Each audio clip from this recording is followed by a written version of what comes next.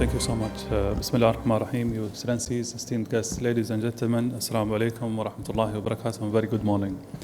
I'm really delighted to be able to introduce one of this week's most important discussion, one that I believe embodies the fundamental goal of the World Government Summit, to empower nations around the world to create long-term opportunities for their citizens.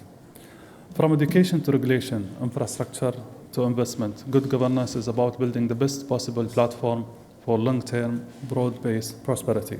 Today's emerging economies forum will examine how this can be achieved in today's rapidly evolving global context and how we can collectively navigate the intelligent age.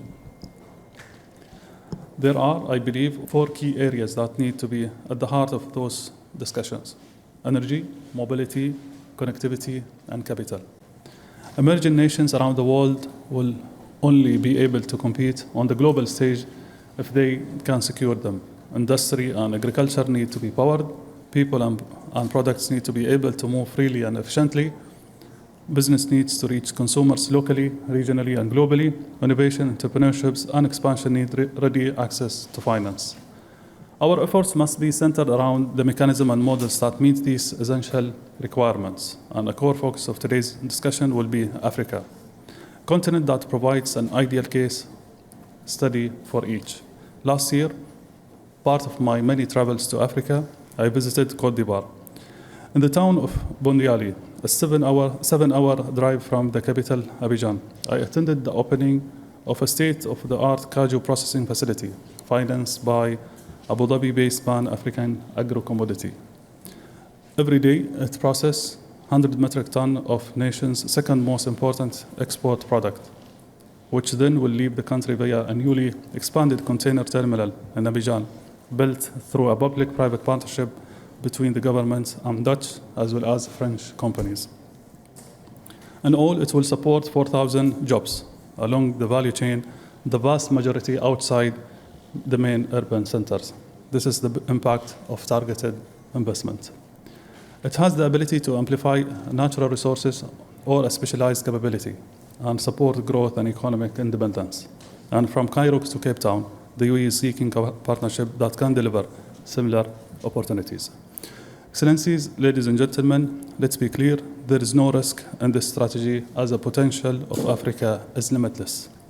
It has 2/3 of the world's arable land, which means it will have a huge role in our global food security.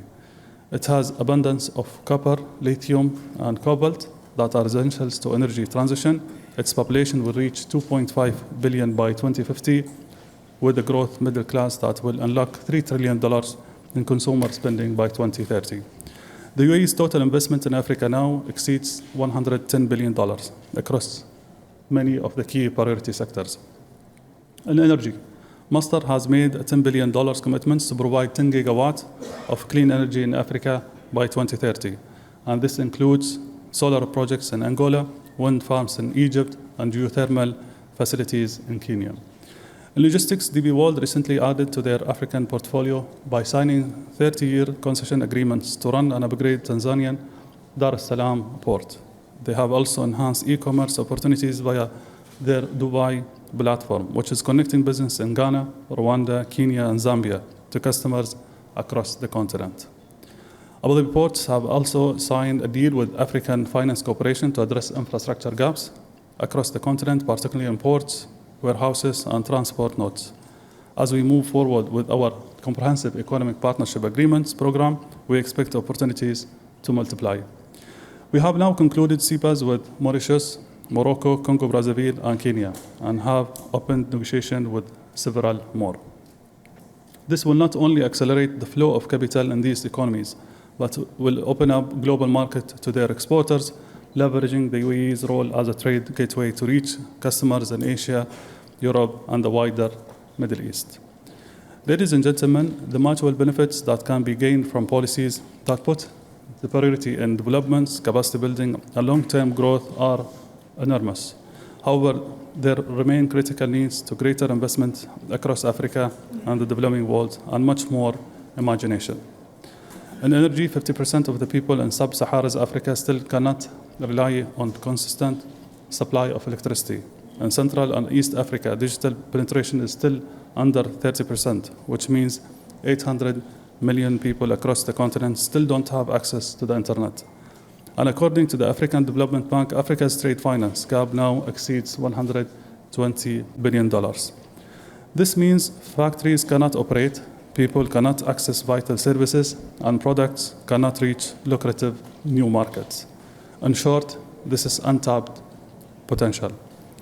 The latest data from United Nations Conference on Trade and Developments suggested FDI into Africa rose 85% in 2024 to reach $94 billion. And this is against an 8% global decline in FDI. And the growth is continent-wide, with Sub-Saharan Africa attracting $44 billion and 18% increase in 2023. This is a recognition that Africa is a continent on the rise, and there is much we can achieve together if we can mobilize capital, capacity building, and enhance connectivity. And as I said at the beginning, the UAE does not see investing in Africa as a risk. In fact, it should be clear that the biggest risk is not investing in Africa. And I hope more will continue to support its growth. Welcome to the forum, and looking forward for the discussion. Thank you.